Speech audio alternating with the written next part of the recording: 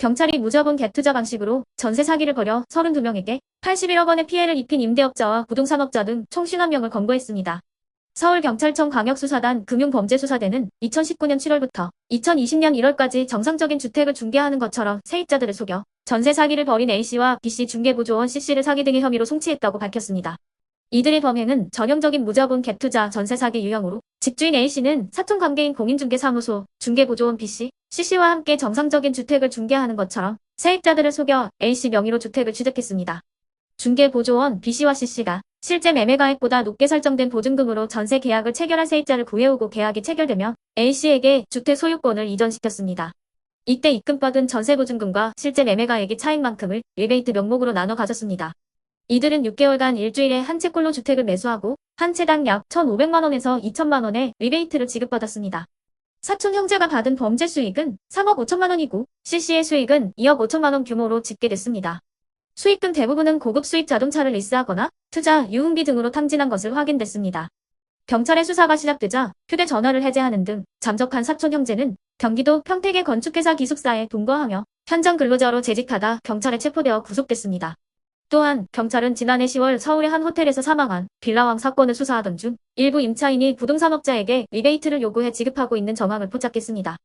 고의로 보증금을 부풀려 체결한 전세 계약서를 근거로 지난 9월부터 보증보험사에서 과다한 보험금을 받아 챙긴 임차인 3명과 공범 45명을 검거했습니다.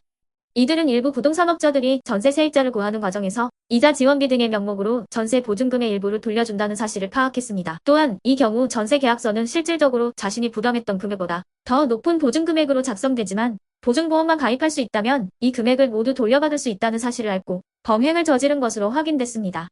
이 과정에서 전세 보증금이 입금된 날 차명 계좌 등을 활용해 2천만 원 상당의 리베이트를 환급받고 전세 계약이 종료되는 시점부터는 주택도시 보증공사에 부풀려진 전세 계약서 근거로 보증 이행을 청구해 총 8억 2,800만 원을 챙긴 것으로 드러났습니다. 경찰은 보증보험사로부터 과다 보험금을 받아낸 전세 사기 사건이 더 있을 것으로 보고 수사력을 집중할 계획입니다.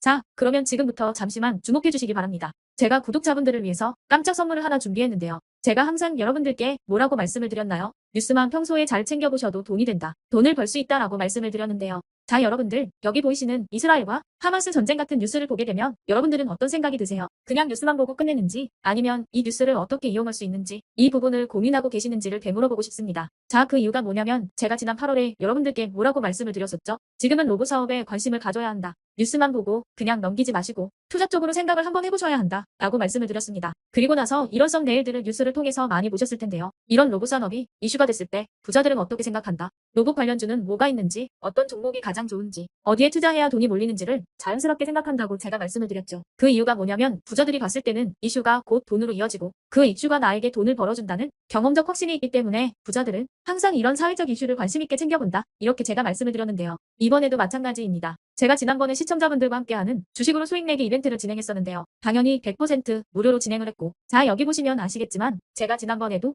저한테 이슈라고 문자 남겨주신 모든 시청자분들께 이렇게 로봇 관련주 중에 가장 급등할 확률이 높은 딱 한 종목, 많은 종목도 아니라 뉴진로봇이라는 종목을 여러분들에게 추천드렸어요. 그러면서 여기 나와 있는 대로 정확히 얼마에 매수해야 하는지, 그리고 수익률이 어느 정도 나왔을 때 팔아야 하는지 이런 부분들까지 여러분들에게 정확히 알려드렸었는데 자, 지금 실제로 어떻게 되었다? 오른쪽을 보시면 아시겠지만 제가 8월 초에 문자로 이 뉴진로봇을 소개해드리고 나서 실제로 한 달도 지나지 않아서 이렇게 주가가 2배 이상 급등이 나왔다. 그래서 당시에도 굉장히 많은 분들이 제가 드린 이 종목으로 수익을 내실 수가 있었을 텐데요. 다시 한번 축하드린다고 말씀을 드리겠고 자, 이번에도 마찬가지입니다. 최근에 이슈되고 있는 게 이 하마스와 이스라엘 전쟁이기 때문에 우리가 어떻게 생각해 볼 수 있다? 전쟁이 계속되던 전쟁이 끝나던 일단 피해 상황이 막심하다는 겁니다. 따라서 전쟁으로 진행된 피해를 복구해야만 하겠죠. 때문에 이스라엘 재건이 반드시 이루어질 수밖에 없고 우리나라 기업 중 이스라엘과 관련이 있는 그리고 폐허가 된 도시를 복구할 능력이 되는 한 곳이 크게 부각받을 수밖에 없다. 당연히 이쪽으로 우리가 생각해야 한다는 겁니다. 2022년 러시아 우크라이나 전쟁 터졌을 당시에도 몇 개월 뒤 우크라이나 재건 관련주들이 일제히 급등했었던 적이 있었죠. 이번 이스라엘도 비슷하게 흘러갑니다. 자, 그렇기 때문에 제가 이번에도 뭘 보내드리냐면요. 지난번과 똑같이 이슈라고 저에게 문자를 보내주시면 제가 이스라엘 재건 관련주 중에 앞으로 대장주 역할을 하면서 주가가 가장 크게 급등할 한 종목을 구독자분들에게 문자로 종목명과 사고파는 시점을 모두 알려드릴 거예요. 그래서 여러분들이 주식으로 돈 버는 연습을 한번 해보시라 이렇게 말씀을 드리고 혹시라도 나는 주식을 하지 않는다 하시는 분들은